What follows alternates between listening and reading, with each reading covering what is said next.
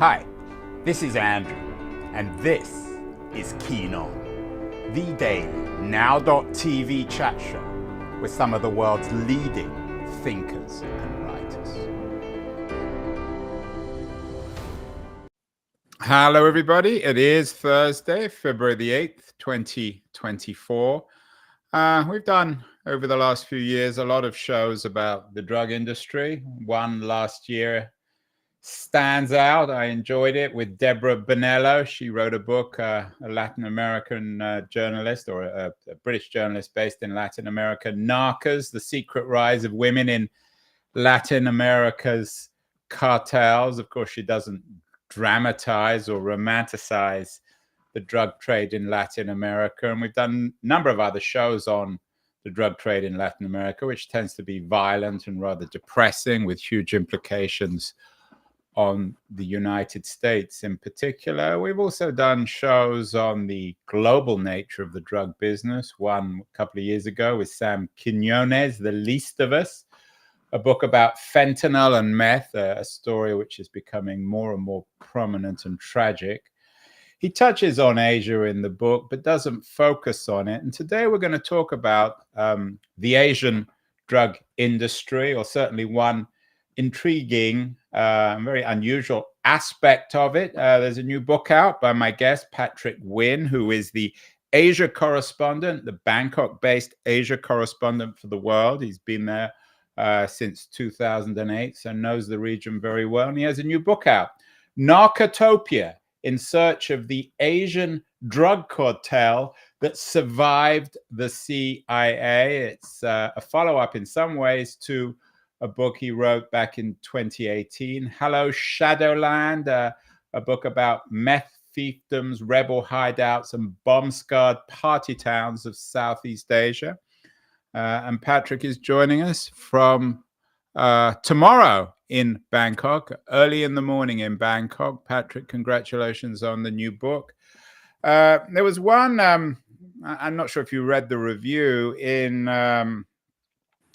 the Daily Telegraph, which half-jokingly suggested that your book should make recreational drug users feel virtuous. I don't know if you read the review. It's rather amusing. I did. That certainly wasn't my goal. I'm not trying to make drug users feel any way at all. I'm trying to show how this area of drug production in Asia, which is one of the hottest drug production zones in the world and has been for a long time, is connected to the United States and U.S. operations in ways that people don't fully understand. I'm surprised that I'm the first person to have written this book because the story is so extraordinary. But no, wasn't my goal. Wasn't my goal, Andrew. When you think of the title, of course, Narcotopia, one thinks of utopia. Your book is not about a utopia, but it's not also a book about a dystopia. How did you come up with that title, and what exactly does it mean? Yeah, look, it's a word I made up. What I'm trying to convey here is, similar to the way that Saudi Arabia is a petrostate, in Burma, Myanmar, same country, two names, there is this place called Wa State that is a autonomous, it doesn't have its flag on the wall of the UN, but it is an autonomous nation state with its own highways, roads, electricity grid, national anthem, you name it. It is a sovereign territory. And in this, it is sort of at the very heart of Asia's Golden Triangle, its drug production region. Topia suggesting a place, and narco suggesting the primary force that drives and shapes that place. So just as Saudi Arabia is a petrostate, a narco state is a place where narcotics have shaped the economy, how people put food on the table, ways of life, the ways that borders are drawn. And so it's meant to evoke that. Most of the headlines over the last few years, Patrick, and you know this better than I do, you've written many of those headlines, are about one kind of horrible ethnic conflict and military dictatorship in Myanmar. How does the Wa, how do the Wa people and the territory inhabited by these people in the north of Myanmar, how does that fit into the broader contemporary history of Myanmar?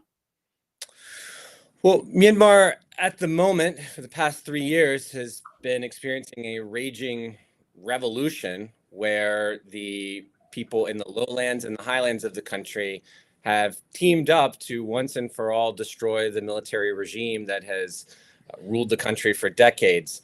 So, by and large, Myanmar is in a terrible state right now. It's on fire. What most people don't understand is that the most stable government inside the borders of Myanmar is not the regime, the recognized, at least at the UN, right? The recognized government of Myanmar. The most stable government is Wa State, this area as big as Belgium with its own military, 30,000 troops. That's not on the very border big, of China. Patrick. I don't want to insult any of our listeners in Belgium, and we do have some, as it happens. But we're not talking about then a particularly large area, particularly in the context of Myanmar, which is a large country. That's true. So I think the way that the DEA would describe this place is, it's basically just a drug cartel. It's just a criminal syndicate. And you certainly, when you think of a criminal syndicate, you don't think of any group that's effectively ruling an area the size of Belgium. So no, I'm not saying it's as big as China or anything like that, but it's quite large if you just think of it as some sort of jungle mafia. The point of my book is to show that it's not. It's a drug cartel with a nation state wrapped around it. The drug cartel is the financial engine of the nation state. You can't just we can't just look at it the way that Americans look at the cartels in Mexico, right? This is not a purely for-profit enterprise. There's a nationalist agenda behind it.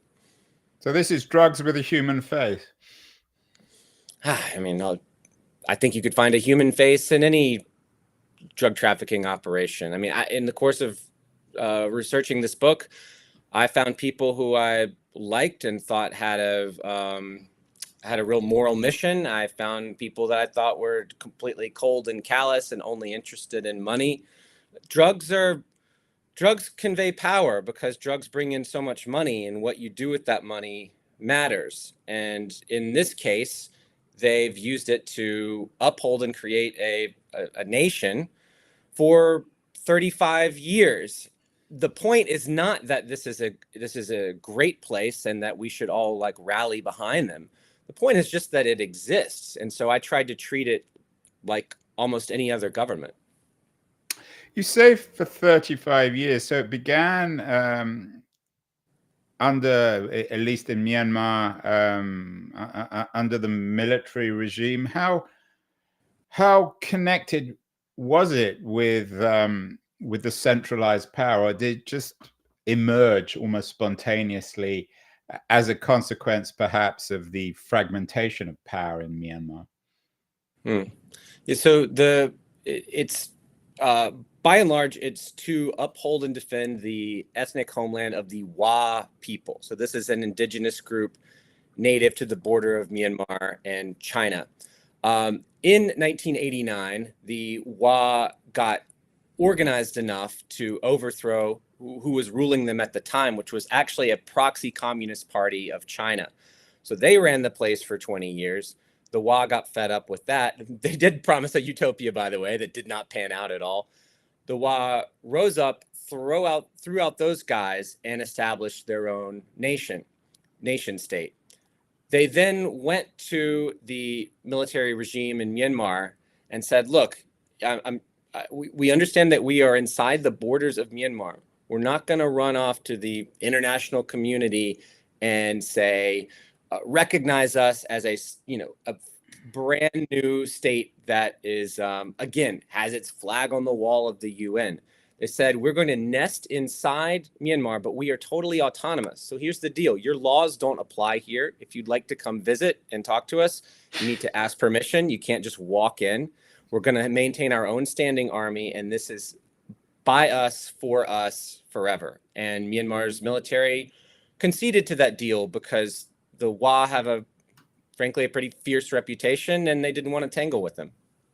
So might the Kurds of northern Iraq, in a sense, be perhaps an equivalent to the Wa of northern Myanmar?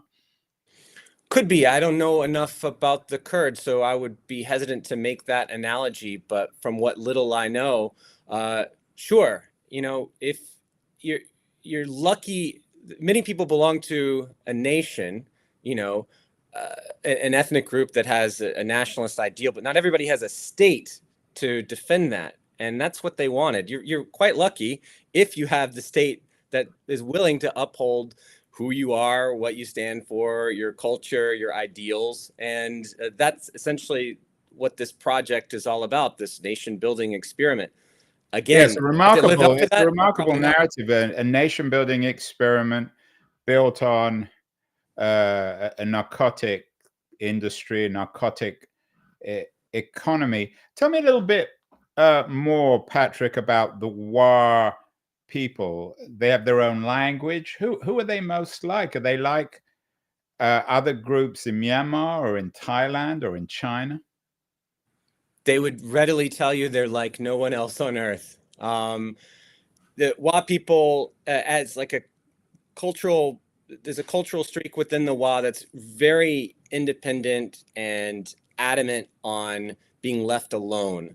So I think you find this in a lot of mountain peoples. I'm from Appalachian stock myself, and you can see that strain in us as well. Um, that's a really important cultural aspect to them. Now, unfortunately, if you ask, I know most Americans and Brits and Europeans have not heard of the Wa, right? If you were to ask other people in Asia, those who've heard of the Wa, the first thing that they're going to say is, oh, you mean those headhunters? And that's because up until about the 1960s, for centuries past, they lived in these walled fortresses in this very steep mountainous area, and there were warriors inside these fortress towns, and they did practice headhunting, so putting enemies' heads on sticks. As I point out in the book, other cultures, the French revolutionaries were well known for severing heads as well.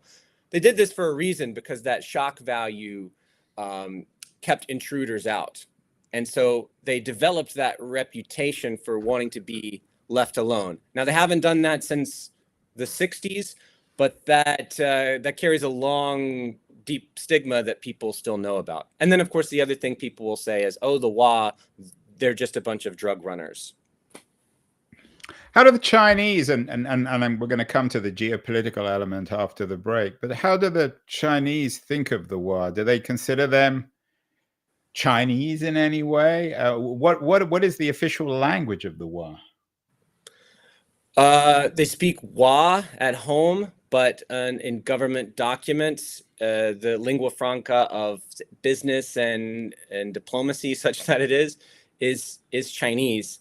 This is a really controversial point for the Wa people, because living right on the border with China, they have long feared that China would subjugate them. As you well know, other minorities in China, the Uyghurs, Tibetans, That's haven't why I fared. asked about religion, given the Uyghurs, of course, are Muslim. Yeah, well, they haven't fared so well.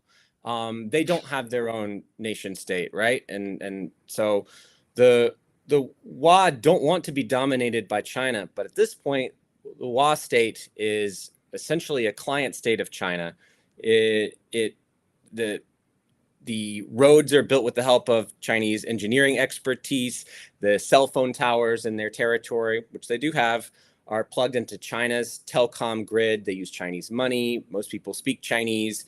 And the Wa leadership is in steady communication with Chinese diplomats. I mean, you can find photos online. It sounds like a conspiracy theory, but it's true. These DEA wanted leaders, these Wa leaders who are wanted by the DEA, will be in photo ops next to diplomats appointed by Xi Jinping. So China likes to have an influence over the narcotics producing state on the other side of their border.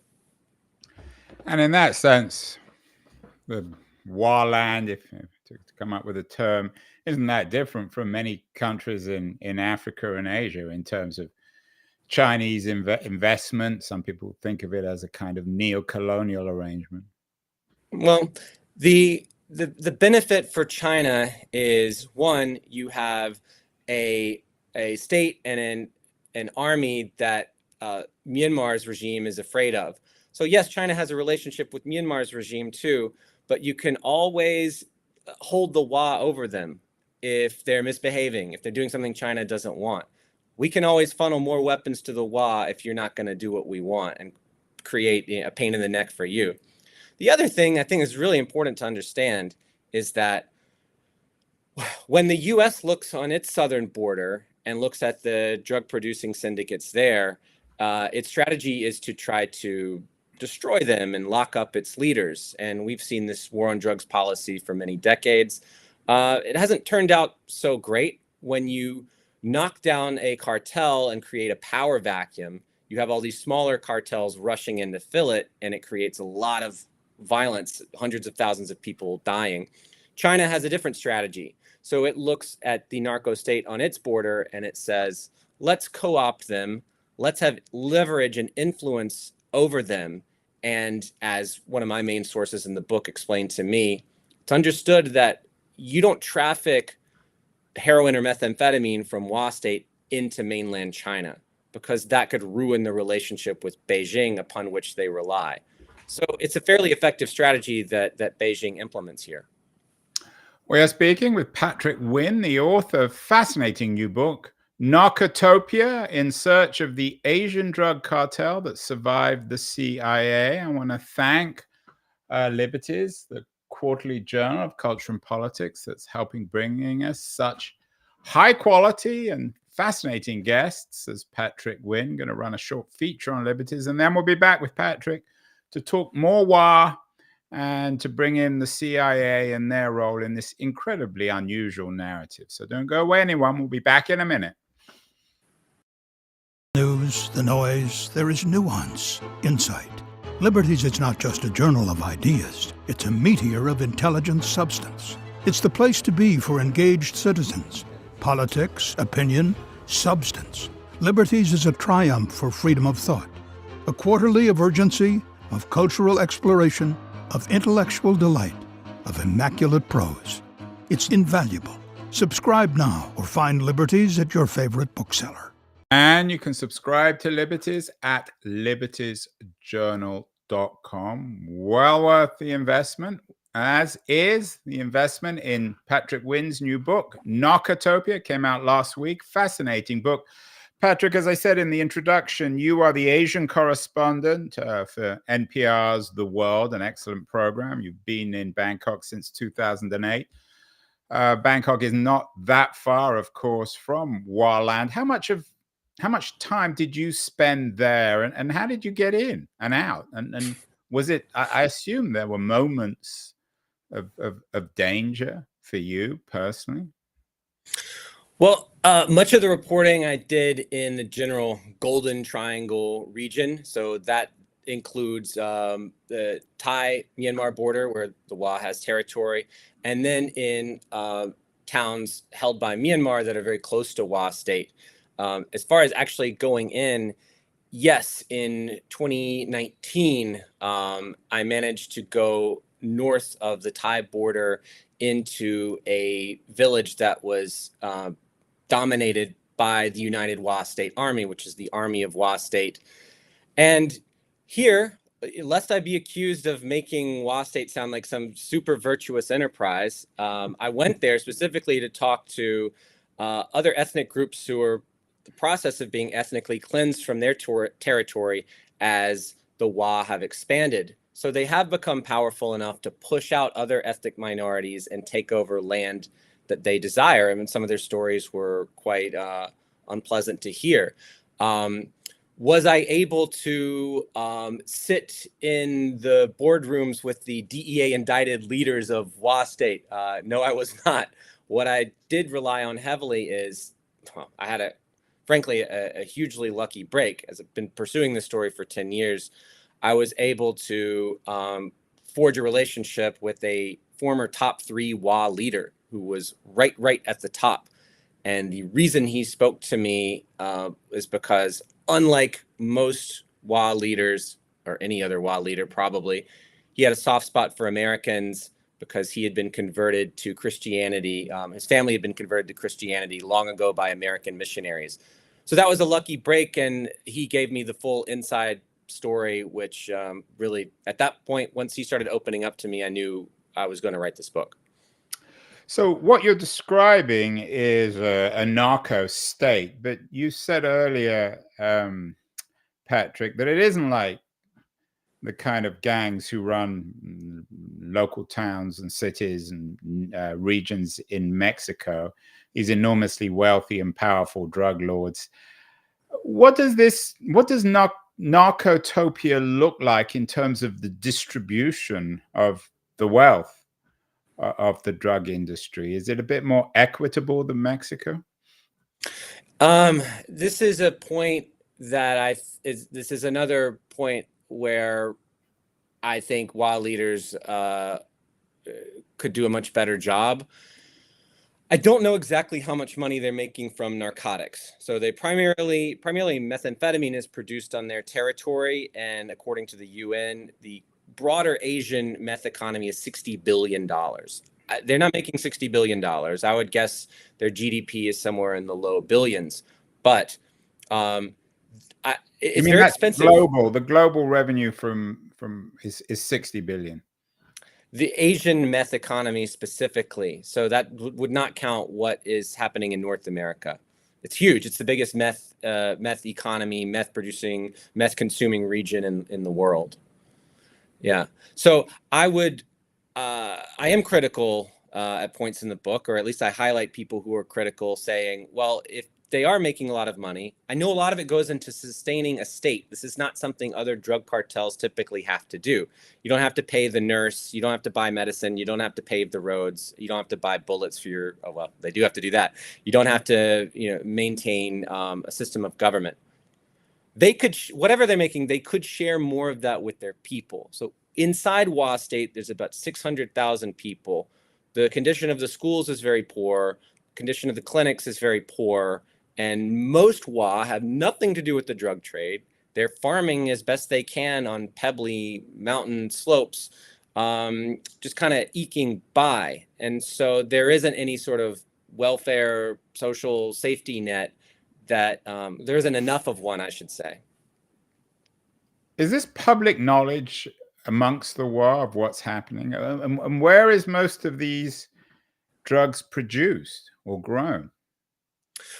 At this point, the WA, and this has been true for about 25 years, have gone all synthetic. So they actually went all synthetic before any of the Mexican cartels, which is, now right, and that's what Quiñones talked about, importing these synthetic drugs from Asia, and then in Mexico they're manufactured. Yeah. Originally, the WA were pioneers of the called Yaba. It's a pink pill that's spiked with meth and caffeine, and it smells like vanilla cake frosting, and it's produced in the billions each year inside the borders of Myanmar. So this was their premier product starting 25 years ago, something that could replace heroin. So in the 90s, a lot of the heroin that was hitting the United States was synthesized and produced in WA territory. So they shifted to methamphetamine because who wants to worry about an army of peasant farmers and bad weather and all the other things that affect, when you have to rely on a crop. In switching to this pink pill called Yaba, this meth pill, you started to see a lot of meth labs popping up right on the border of Thailand and Myanmar, in an area of WA State that is adjacent to Thailand. So that's where a lot of it is produced. I will hasten to add that these days, the WA have become more sophisticated, and they will tell you, we don't produce drugs anymore. And what they mean is that land is rented to outside criminal syndicates, primarily Chinese, to build the meth lab, to bring in the chemist, and to worry about international distribution. And the WA government would just tax them. So give us 10%, give us 20%, whatever, of what you're making, and we'll be more hands off and just let the money roll in. It's a fascinating story. You mentioned Belgium a couple of times. Of course, Belgium was invaded at least twice during the Second World War. Easy country to conquer. Presumably, the Chinese or the Thais or even the military regime in Myanmar, they could invade if they wanted to, couldn't they? I think Myanmar's regime has its hands full right now. Even on a good day, if they weren't fighting 12 other armed groups, that going into Wa territory, mountainous as it is, well armed as the Wa are with anti-aircraft weapons, I'm not sure that they would win. It would be a very tough fight. And what about course, the Thais? China can do what it wants, obviously. The ethnic conflicts in Thailand, the Muslim separatists, how does that fit in? And why do the Thai government, which at least publicly is aggressively hostile to the drug industry, why do they put up with this on their border? Yeah, the Muslim insurgency is down at the other end of Thailand, so it doesn't really click into this conflict. As for Thailand doing something about Wa State, yes, actually in the early 2000s, there was a push to do more of an armed paramilitary strikes against drug labs right on the other side of their border. As I was told by Thai anti-narcotics folks, they had thought that the U.S. would adamantly support that because Thailand and the U.S. are allies in the global war on drugs and all that. The U.S. was looking elsewhere. I mean, we're talking post 9/11, right? And that support didn't come. And so I don't think that Thailand's military thought they could do it on their own. In the past 20 years, the Wa have only gotten stronger. They do have weapons from China, the same weapons the People's Liberation Army uses. It's just not worth it. They're not terrorists. They're not trying to upend the Thai government or anyone's government. They're just allowing drug production on their territory. Although some people might argue, Patrick, that they or the drug production on their territory has done a lot more damage to the US than Al-Qaeda. Some would. I wouldn't. Triggered an invasion of an entire country, a catastrophic, tragic one, of course. It did, and that didn't work out too well. And yeah, I'm not suggesting that the Americans should invade. So we've left the best or the worst till the end. The US, the subtitle of your book is In Search of the Asian Drug Cartel That Survived the CIA. It seems like a story that could have been born in the Vietnam era. How are the Americans, and particularly the CIA, involved in all this? The original CIA interest was in the early 50s, and I found a CIA document, then secret, that said the Wa are unanimous in their desire for white men to rule them. And why would the CIA even fancy that thought? Because the Wa had this warrior reputation, and they were on the back door of communist China.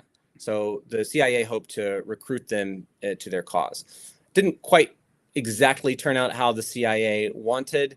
Fast forward a couple decades. Most things don't, Patrick. You don't need me to tell you that, right? No, indeed, they don't. CIA not great at predicting the consequences of its operations. Especially in Southeast Asia.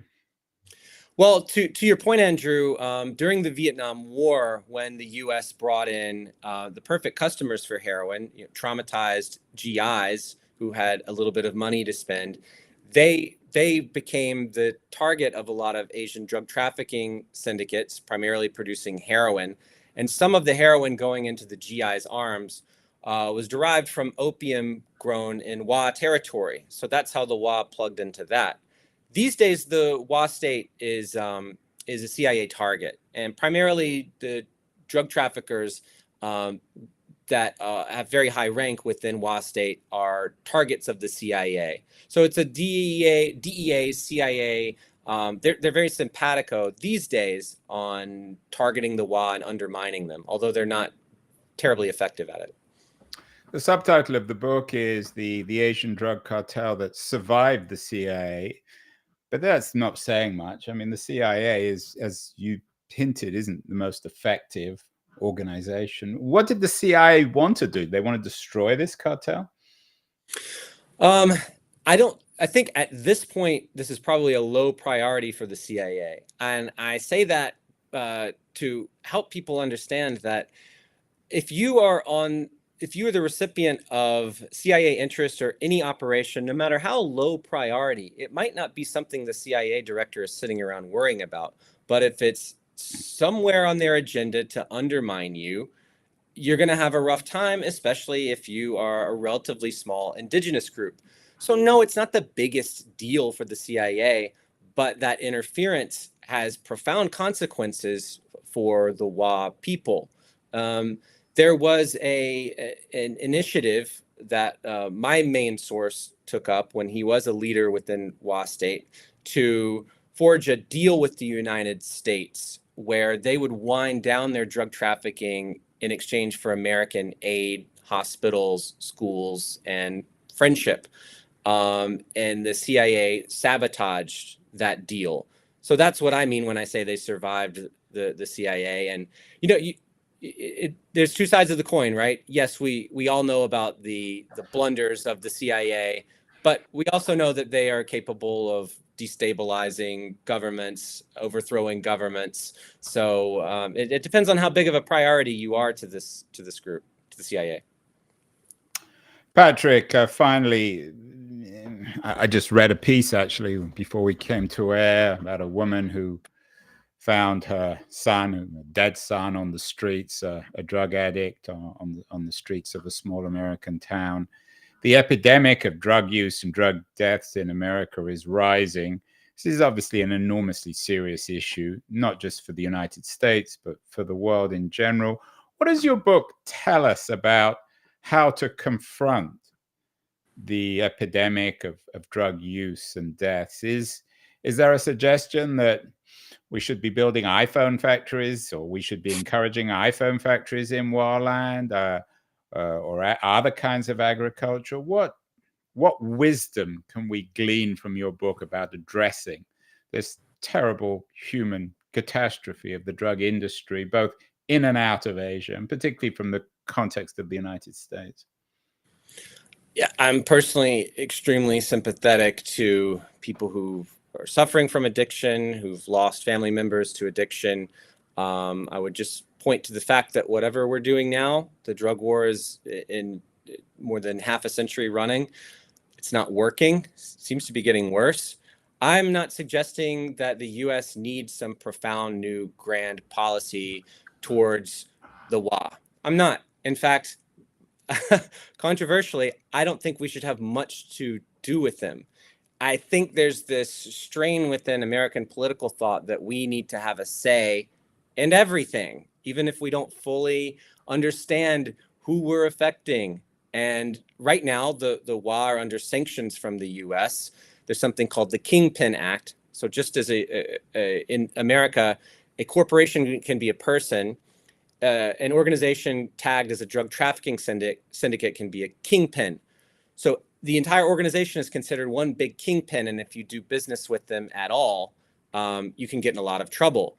So they're shut off from the global financial system. I'm not sure that that is going to drive them away from producing narcotics. It kind of closes the window on any legitimate economic enterprise. So if the DEA and the CIA wish to continue targeting drug lords who are resident in Wa State, sure. Tagging the entire nation-building project as a massive pariah and locking it into the underworld, which is effectively what they do, is not terribly effective. But it's not. But it's a nation-building project, Patrick, built on drug money. That's true, and I would ask anyone who was in charge of that project or in charge of defending the Wa homeland what they would do. And the alternative is probably poverty and weakness to the degree that they would be swallowed up either by Myanmar's regime, one of the most vicious racist regimes on earth, or China. So I'm not a policy guy, but I'm just want to show you their side of the story, because I know most people don't know the Wa, but those that do have tagged them as just a bunch of criminally minded narcos, when it's much more complicated than that. So what could we do in terms of investing or helping prosperity of the Wa people, and somehow helping them emancipate themselves from the drug industry, from growing or from leasing out lands for the growth of illegal crops? The first thing the United States could consider is just lifting this kingpin designation. That means if there's someone within the Wa government or Wa society in general that does want to push to clean up their act, that they would have the ability to do so. But right now, if they were to, pursue any economic activity, it would be shut off from the global financial system under US law effectively. So right now the window is just sealed shut. And what I found in reporting this book is that there were people who tried to push Wa society and the Wa government in that other direction and weren't successful because of a CIA operation. So I just let them breathe. I mean, I don't think that we're very good at, we don't need to rush in and help them. We have bigger priorities at home, but just give them the opportunity to go straight if they want it. And that would be a suggestion from me. But again, I'm not a policy guy.